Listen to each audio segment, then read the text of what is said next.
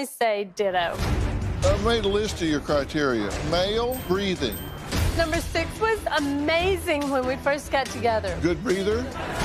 You got 3 cheaters, a doping biker, and a peeping Tom. Who the hell were you turning down? Today's going to be a changing day in your life. You've never had anybody working harder to bring you to the threshold of change than right now.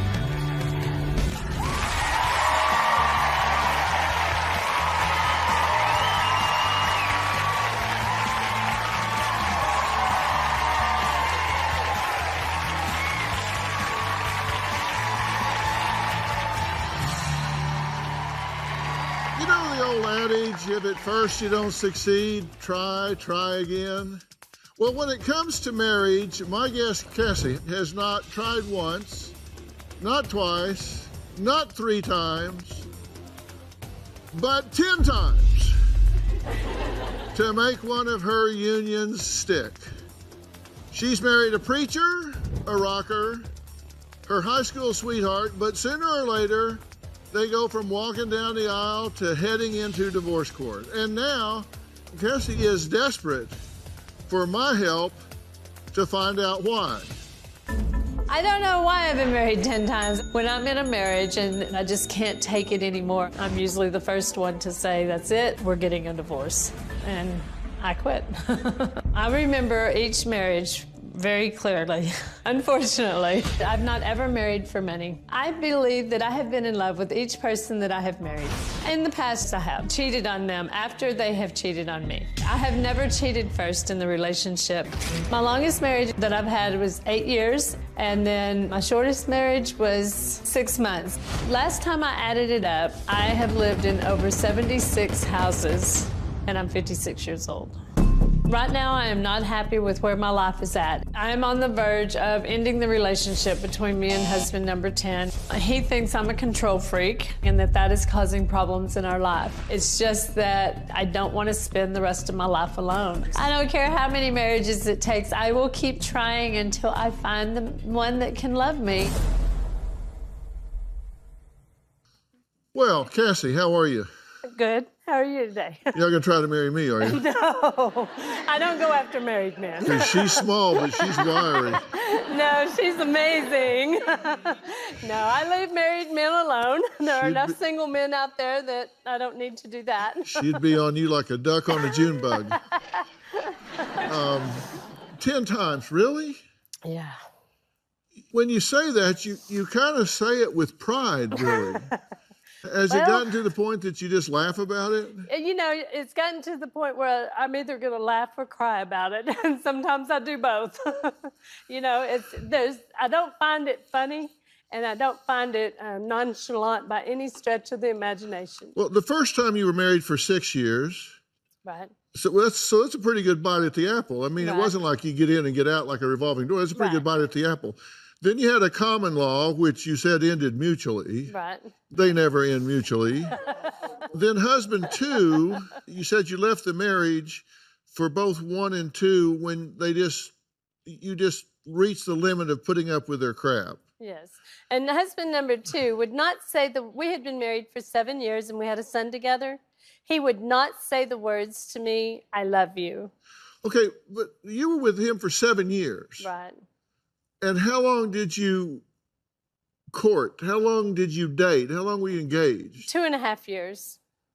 Okay, now, you're not a slow learner because you're a successful businesswoman. Right. So did he in 2.5 years say I love you? He would say it, yes. There were times that he would say it. But then once we got married, then he would not say it at all. You didn't see any red flags in 2.5 years? No. After we got married, he would only say ditto. Anytime I said I love you, he would say ditto. Okay, then husband number 3 was 4 years. Yes. So we've got 6 years, then he threw in a common law in the middle, and then 7 years, and then 4 years. Right. And so, I mean, that's 13, 17 years. So you weren't just popping in and popping out. Right. And then number 10 is the man that I'm with now.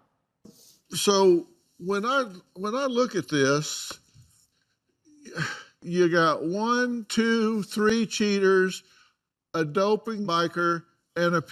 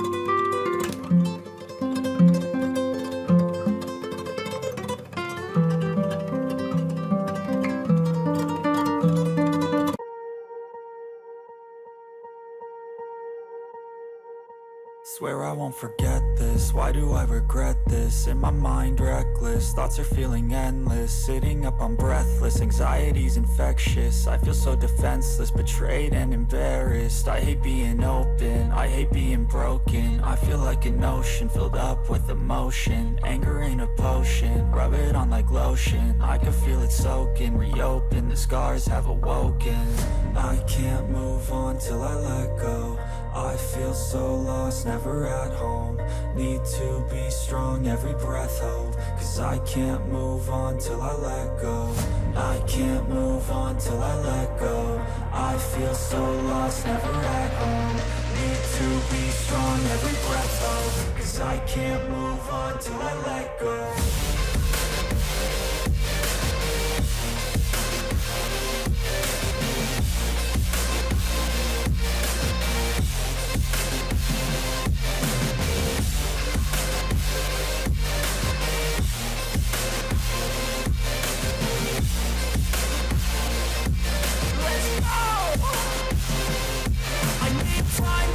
The pain makes it real. I don't wanna feel, I just wanna kill the bad thoughts and steal a good thought and feel. I'm just lost, I feel, I'm just lost, I feel. I need time to heal, I can't steer the wheel. Cause this drive it kills, and it gives me chills. A nice road it feels, I slip off the peel and crash all the steel. Will I ever heal?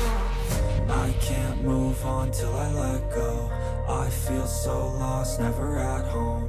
Need to be strong, every breath hold. Cause I can't move on till I let go. I can't move on till I let go. I feel so lost, never at home. Need to be strong, every breath hold. Cause I can't move on till I let go.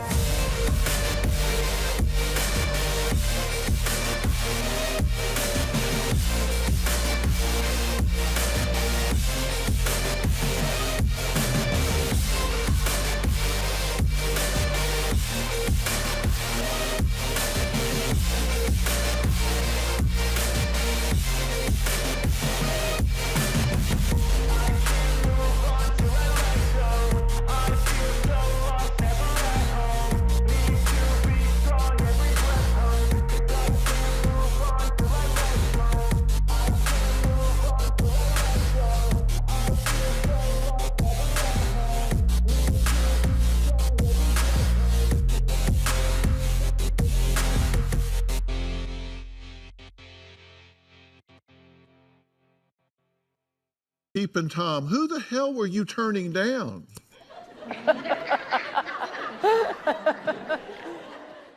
Well, I didn't really ever turn anyone down. Well, apparently not. I mean, so your criteria was, well, I made a list of your criteria. Male, breathing. A little bit more than that, but you know, it was always amazing. Like I'll use number 6 as an example. He was amazing when we first got together. Good breather? Rented a limousine, and we went to different places, and he spoiled me and pampered me and just lavished on me for about 6 months, and then it was like he was done. And we didn't go in after 6 months. We didn't go anywhere. We didn't go out. It just stopped. He didn't want to do anything or go anywhere. This was number what? Number 6. Somewhere along the way, 1, 2, I don't know, 3, 4, did it ever occur to you that maybe you should step out of the marriage game for a while and sit on the sidelines? And I did. I mean, there's a couple of, like, between 1 and 2, come on. there's You've been married 3 years. 10 times. Seriously, let's be honest with each other. But between 1 and 2, there's 3 years. And then between, which one? Between 5 and 7, between 6 and 7, there was 2.5 years. And that's pretty much the longest. But, you know, I refuse to give up hope. Here's a little cheat sheet for you. Here's a little cheat sheet for you. If you're getting married 10 times, you're not very good at it. And you would think. No, seriously, you would think practice you'd get better. I'm not good at picking. No, them. But listen, if you're in a leaky boat, you don't drill a hole to drain the water. True. And that's what you just keep getting another husband. It's like, here, get in the boat, get in the boat, get in the boat. Wouldn't you want to think I need to figure out what's wrong before I do this again? And I did try that. When I was married right before I married number 4, I went to number 2 and I asked him, and number 3, and I asked both of them, what is it that I can do different to have a successful marriage? Because I'm getting really tired of this. So I want to know from your standpoint, what was I doing wrong? What if I had done this different, it would have changed our relationship. And both of them told me that there wasn't anything I could do differently, that it wasn't me. And I broke down crying in both situations, and I said, that is such an unfair statement to me, because you're saying I was perfect, yet I'm going through the pain of having to go through the loss and get married again, you know, and find a partner again. Well, and I don't like that. Are you lying to yourself about this? No. Because your kids tell a different story. Oh, I know what my kids have to say. No, your kids tell a very different story. Look, coming up, Cassie isn't the only one involved in her serial marriage mess. Her son and daughter say they're still working through the damage done from mom's multiple men. So we're going to meet them and hear the other side of the story, because they don't believe this, oh, it was me, not you. They say that's not the case at all. We'll hear what they have to say next.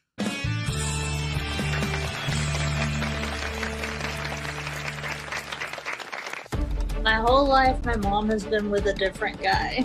She marries for money, not for love or happiness. I lived in at least 7 different houses when I was a child. I didn't really ever have my own room. I never really had my things there. I don't think that jumping from man to man is working out for her. I think my mom's scared to be alone.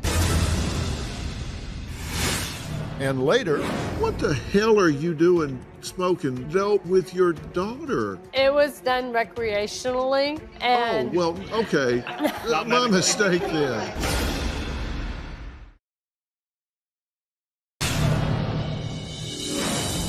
After I divorced husband number 3, a friend of mine and I, we went shopping, and we were at a gag gift store, and they had these urns and it said ashes of ex-husbands. So we bought 3 to represent each ex-husband, and then we bought one more, and we changed the wording on it. Instead of ashes of ex-husband, it said ashes of next husband, and we left those sitting on the fireplace mantle.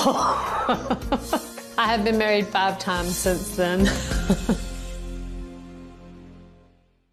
Well, Cassie isn't the only one who had to rise from the ashes of her 10 marriages. Her son Justin and daughter Jennifer say they are still reeling from the aftermath of Cassie's nuptials. I think my mom's been married 10 times, but I've lost count.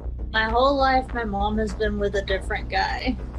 Growing up, I don't think my mom took very good care of us. She wasn't very attentive. I lived in at least 7 different houses when I was a child.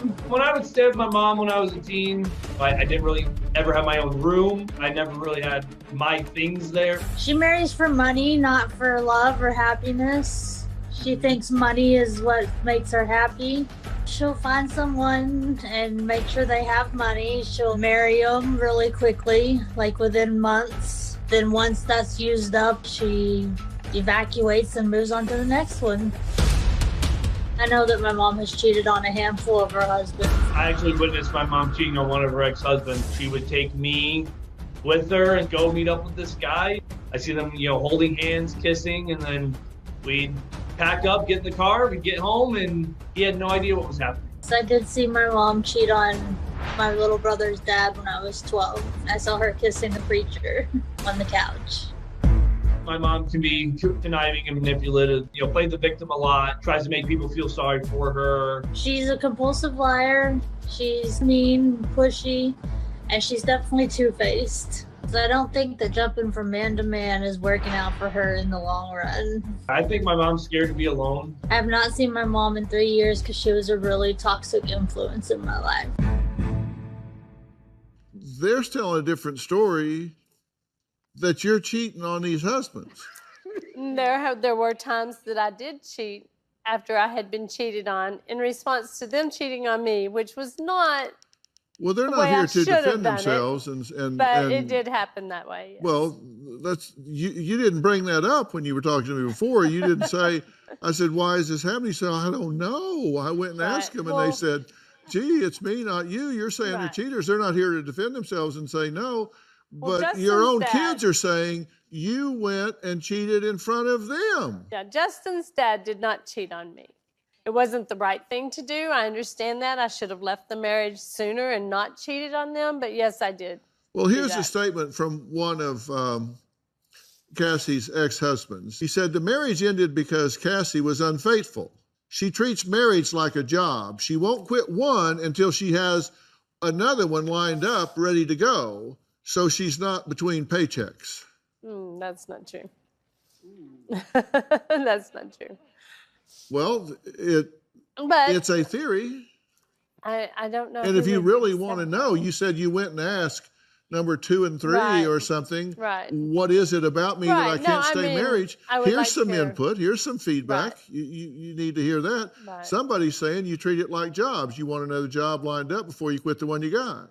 To a degree, I do treat my marriages like a job, and I can see that statement because everything has to be in order. It has to be routine. Well, they're saying you add that to what your kids say. Your kids say you marry for money. When you run through the money, then you move on to the next one. And here's one of the husbands saying you treat it like a job. Right. You want to have another paycheck lined up before you run through that one. I didn't marry for money. Well, Justin joins us now via Ionico, and Jennifer's going to join us. So, Justin and Jennifer, thank you guys for joining us. Hey, thanks for having us, Dr. Phil. I'm trying to get to the bottom of this because I think your mother kind of looks at it through a filter, and I'm curious what you've been listening. What do you have to say? Well, when she brought up, the never cheating thing, she literally had, someone lined up before she told my dad she wanted to leave. So I know for sure that the guy just moved right into the house after my dad moved out. So literally replaced him. So I know that's untrue. And then she took me along with her, while she cheated on, I think, number 4. I don't know. I lost count. Yeah. And then Jennifer, you walked in on her kissing the preacher, right? She thought we were all asleep and I was still awake and saw her. Uh-huh. And it was the preacher that came at right after Justin's dad. So. Yeah. And So, wait, as soon as you said that, you laughed. Tell me what's funny about that. Well, Your I had children met the seeing you with preacher another guy, man. and I liked him. He was cute, and he was attentive. He paid attention to me, and, you know, every girl likes that. But I was married, and I went home that night. And nothing inappropriate happened between he and I, but I went home that night, and the kids went to bed, and I sat at the table, and I told him, I said, here's what I need. I need more love, more attention, more affection. I need to be important to you. I need to know that you love me. And I need for you to tell me that you love me. So either you're going to have to say that you love me and you're going to have to show me affection, or you're going to have to pack and you're going to have to leave, because I can't do this anymore. And he chose to pack and leave, and me and the minister immediately started seeing each other. That same night? No, the next. It was like a night or two after that. It wasn't that same night. A night or two after that. Yeah, it was a night or two after that I agreed to let him. Preacher comes over and you start. Yeah, he made the choice to leave. I told him what I needed, and he said he couldn't give that to me, and he left. So why should I sit there crying in my beer when there's someone else that wants to give me these So run him things? out, run the preacher in. Right. Coming up, Jennifer says her mom is a mean, two-faced, compulsive liar. Cassie says she's ready to get real, but is she lying to us about something else? I'll reveal what that might be when we come back.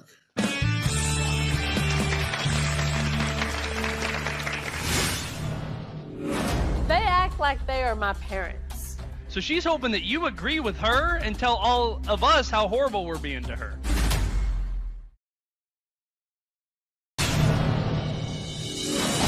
My mom's life is very unstable. She likes to fight and argue a lot. She has a volatile personality. She would just yell, scream, throw stuff. She always would tell me I was the spawn of Satan. If my mom doesn't take responsibility for her actions, I don't want her in my life at all. Jennifer says her mom, Cassie, is a toxic narcissist. Her brother Justin says Cassie is kind-hearted, but yet is conniving. They both think that she lies about drug use. My mom was a church mom, and then she flipped her script and became a party mom. I went from this straight-laced church mom, here's the rules, to now we have a new party mom. And it's been very difficult for my children. My mom went from alcohol to using serious drugs, including meth. While I was married to husband number 4 and 5, we smoked meth. It was very sporadic.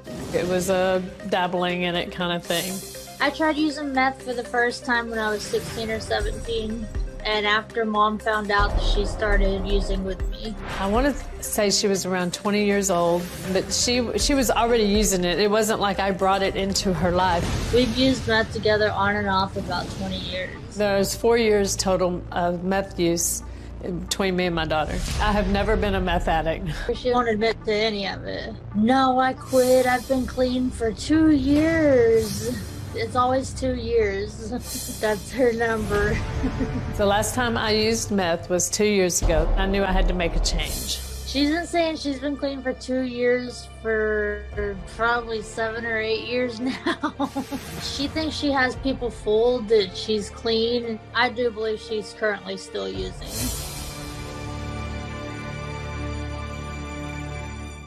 Okay. Now, the plot thickens. So during these 10 marriages, you've been doing drugs? No, not through all of them. Well, no, and please don't run through all 10 of them. No, I won't. But you've been doing drugs throughout a significant portion of your life. Only 4, 5, and 6. You're going to run through them. And that's, no, just 4, 5, and 6. Well, you've done drugs with your daughter. Yes. You've been doing meth with your daughter. Yes. And that wasn't just through 4, 5, and 6. No, when she was 21. Okay, hold on. You just said no. You said, I did drugs for 4, 5, and 6. I said, no, you've been doing drugs with your daughter, and that wasn't just through 4, 5, and 6. You said no. Yeah, it was, because when she was 21, I was with number 4 and 5. That's a lie. We've been doing meth together since I was about 17 years old. What the hell are you doing smoking dope, doing meth with your daughter? It was done recreationally. And oh, well, okay. My mistake then. Okay, well, I'm sorry. I misunderstood. I didn't know it was just recreational. Do you hear what you're saying? Yes. I ask you, what are you doing engaged with your daughter for whom you are to be a role model, and you're doing meth with her, and you say, well, is this recreational? My daughter and As opposed to what? My daughter and I have never had a mother-daughter relationship. We have always been like sisters. Or you justify it? No, I'm not trying to justify Then why are you anything. wasting my time? I'm being honest. It's being blown up bigger than what it was. What? She got married and moved to Colorado. Well, she quit doing the drugs, and she, I think, put on some weight. Short time later, they split up. She came home to be with my mom to help her get back on her feet. And one of the first words out of my mom's mouth was, "You know how you can get skinny again, don't you?" I never said daughter that to her. that's splitting up from her husband that. She started working in a local bar and got involved with some people that were doing meth. You never said that to her? No, I never said that. Did she say that to you, Jennifer? Yes, she did. No, I didn't. Well, here's a statement from Cassie's oldest daughter. Definitely did. She says, "It's like dealing with a 14-year-old emotionally. I know that she is actively on drugs. She would deny that to her grave that she's on them right now. I haven't seen a lot of remorse. It's always somebody else's fault." Oh, I'm not blaming anyone else. I don't ever blame anyone else for my actions. I take responsibility for my actions. So she's lying. Dr. Phil. Yes. She called me on her way to California, and I told her, I said, Mom, whatever it takes to get you, any help that you need, moving forward. And she said, well, I don't need help. I just want to put my family back together. So she's hoping that you agree with her and tell all of us how horrible we're being to her. They act like they are my parents. Well, it sounds like you need some parents. No, I don't. I need for them to realize that I am a grown-up, and for them to quit going through all of my drawers and every single thing that I own. They find all of my negligees and all of the stuff that I don't want them seeing, that no parent would want their child seeing. If we smoke weed recreationally, I don't want them seeing that. And, things like that. But they're so nosy that I have no private life when they're in my house. Coming up, Jennifer says her mom must have another motive to speak with me other than fixing her family feud and reckoning with her former failed marriages. She says her mom always has an agenda. So what does Cassie have to say about that? If there's a hidden agenda, if there's something she's really after, what is it? Maybe we'll find out after the break.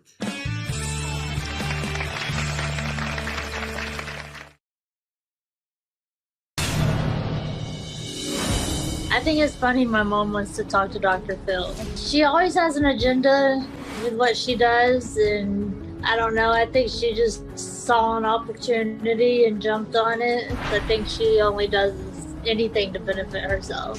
She's a little bit of a scam artist. I have no idea what her agenda could be with Dr. Phil. I'm very skeptical of my mother. Well, Cassie says she wants to connect with her children, Jennifer and Justin. Now, she's been married 10 times. Now, that counts a few what she calls common laws, including the current one. Now, she really fears that I'm going to tell her to leave her current man, Kevin, whom she, as I say, refers to as a common law husband. Why do you think I would tell you to leave this one? Just because of things that I've had to reach out to my son and my daughter and let them know what was going on in the relationship. I believe it's a relationship that is worth working on. And I don't want to just abandon. I don't just abandon relationships at the drop of a hat. I give them warning after warning after warning after warning. I'm not happy. This has got to stop. I can't live with this. This has got to stop. And, you know, as far as Jennifer saying that, you know, I have an ulterior motive, Jennifer lived with me until she was 36 years old. I paid her way. She did not have a job. She would work at a bar, but she'd drink all of her money away. And I supported that child. I bought her at least 5 cars. I've given that child everything I can possibly give her. If I had it, even if it was my favorite thing and she wanted it, I would give it to her. I just wanted her to be happy, and I wanted her to be successful. The only agenda that I have is I want my family back. I just want us to be a family again. Why aren't you? Because in 2018, Jennifer met the man that she's married to. Jennifer, how long have you been in this relationship? We've been married for almost 3 years. And you're not real keen on taking marriage advice from your mother? Is that the point? No, not at all. She knew him for 1 week when they were going to get married. Well, seriously, A month. let me tell you, here's my point. If I'm out at the airport and I'm getting ready to get in an airplane and fly it, and there's some guy standing over here and he's all bandaged up and he's on crutches, and I say, what's wrong with him? Well, he's taken off and crashed 10 times. And I'm getting ready to take off. I don't think I'm going to go get advice from him on how to fly. Right. You know, I think I would stop a car on the road and ask a stranger before I would go ask somebody that's crashed 10 times in a row. Do you really think you have credibility on giving marriage advice to a daughter, and you've been married 10 times, and you've said, I'm not really her mother, I'm her sister. We do meth together. But at this point, at the point that we were... Are you really... No, wait a minute. Answer my question. Okay, Do you really think you're credible? You've been married 10 times, and you've done meth with her. I know all the things not to do. No, you don't. In a marriage. Because you keep doing new things not to do. Like and what? then the guy you're with now is just like the guy you're with in the beginning. Well, coming up, the guy now actually says there's only one common denominator in all of Cassie's failed relationships, and we're going to talk to him right after the break.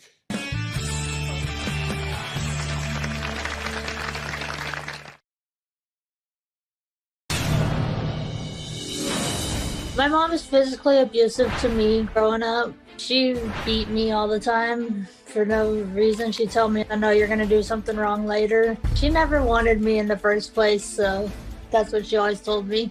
I'm sure it affected my self-confidence growing up. So is she lying? Yes. Why would I lie that about happened? I beat her one time.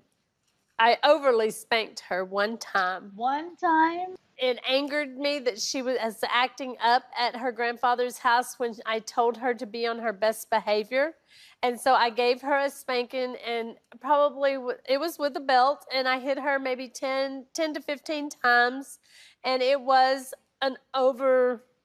it was too much, but it was out of anger, and it should not have happened. But that is the only time I ever beat that child.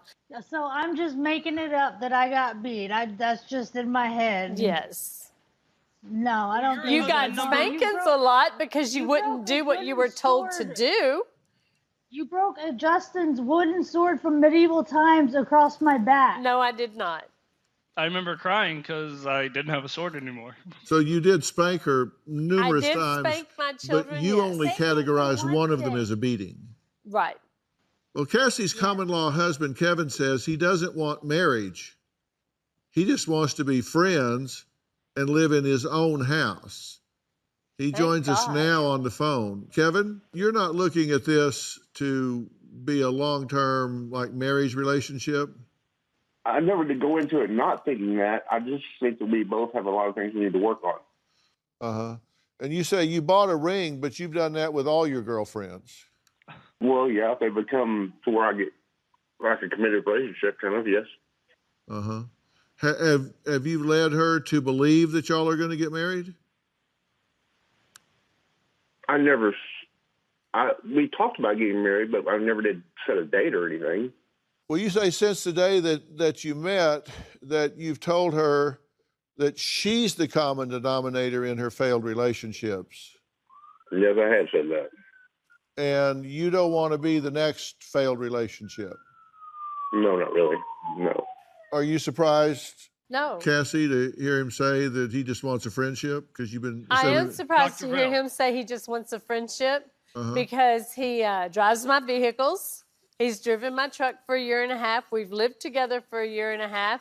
Every time I move, he doesn't move with me at first, and then the next thing I know, Mom. he's starting to move his stuff in. Justin, go ahead. You told me you weren't going to tell him where you were moving to the past 3 times you've moved. I know, and I tried. Because you want to get away from him and you don't want to be with him and because he's mean to you. He said he wanted me to change my name and use his name. And then when he opened his bank account, he listed me as his spouse. There's been many things that he's listed me as his spouse. Okay, but listen, you're asking me what is it that I keep getting married over and over again, and I can tell you if you really want to know the truth. Let me give you a little truth right now. Right.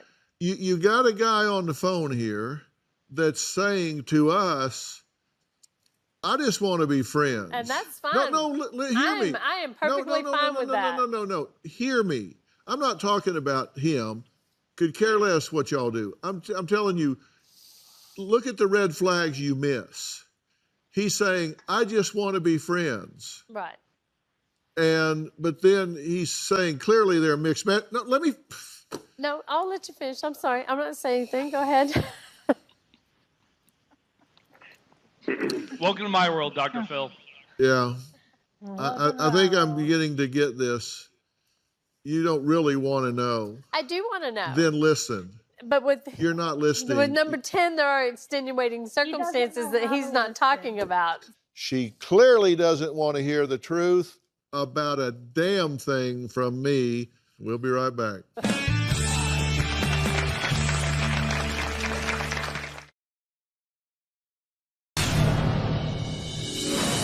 I mean, I blame my mom for a lot of the struggles that I've had as an adult. My ex-wife and I got divorced about 1 year ago. I knew her for 4 months. It was my best friend's sister. That's what marriage was. Hey, if it didn't work out, you can always get divorced, right? I do view my mom's marriages as a blueprint of what not to do. Justin says after his divorce last year, he is currently engaged again, and his new fiance doesn't want any drama at the wedding.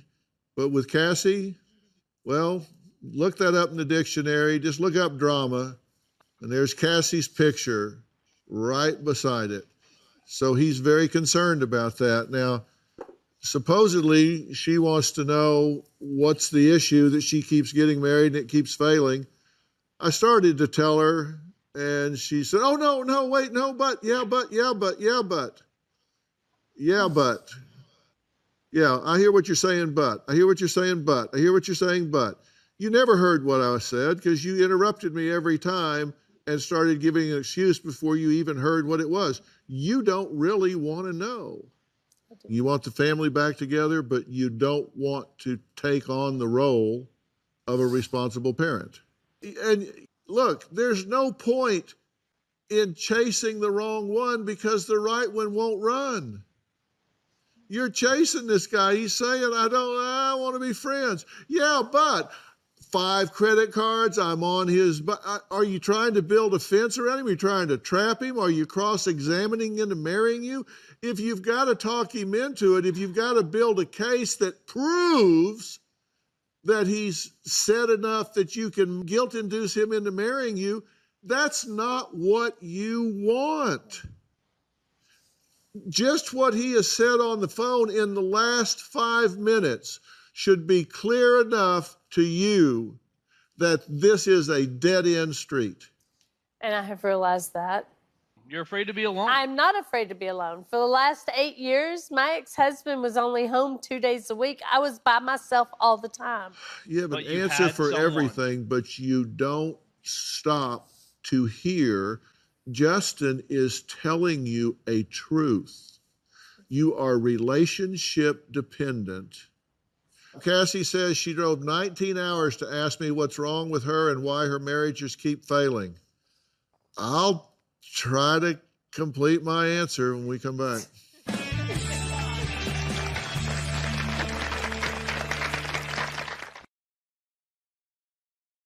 Cassie, I'm going to give you some advice that's real clear, okay? Okay.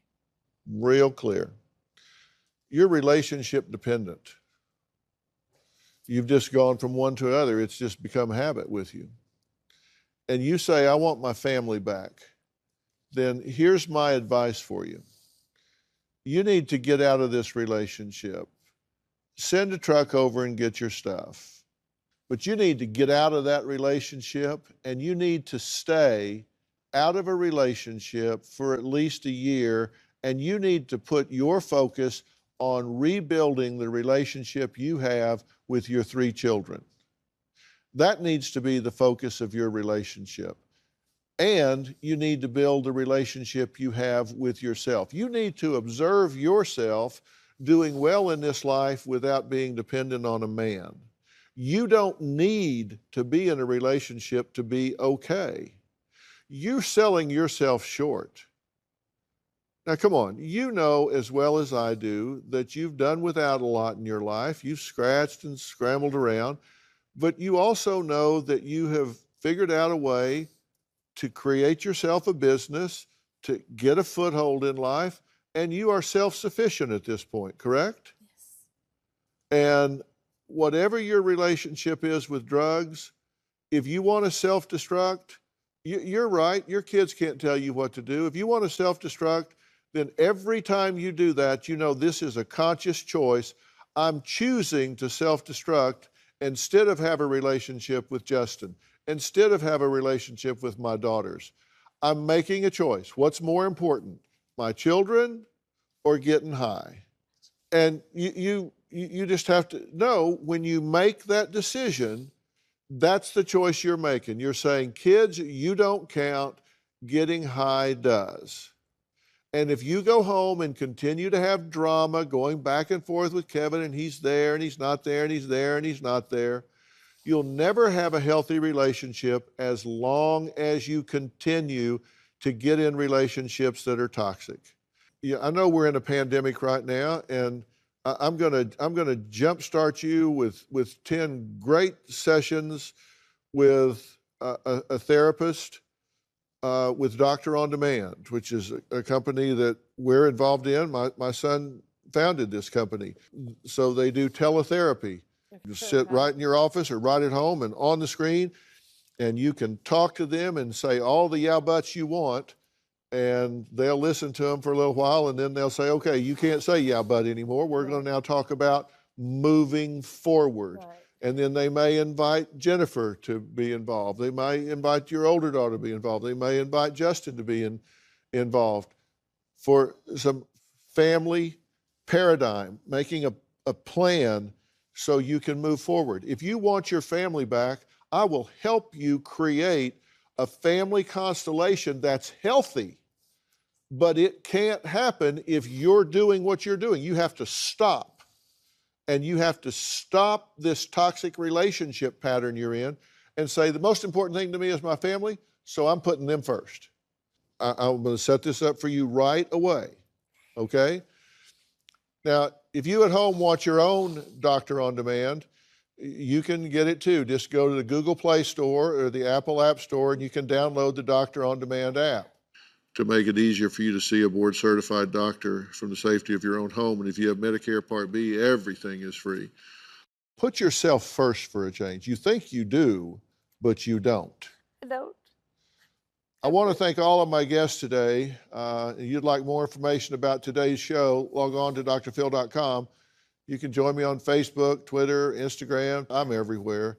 And don't forget to subscribe to Robin's podcast, I've Got a Secret. She talks about all kinds of secrets to finding joy, happiness, fulfillment in life, and she's there every week. We'll see you next time. So long.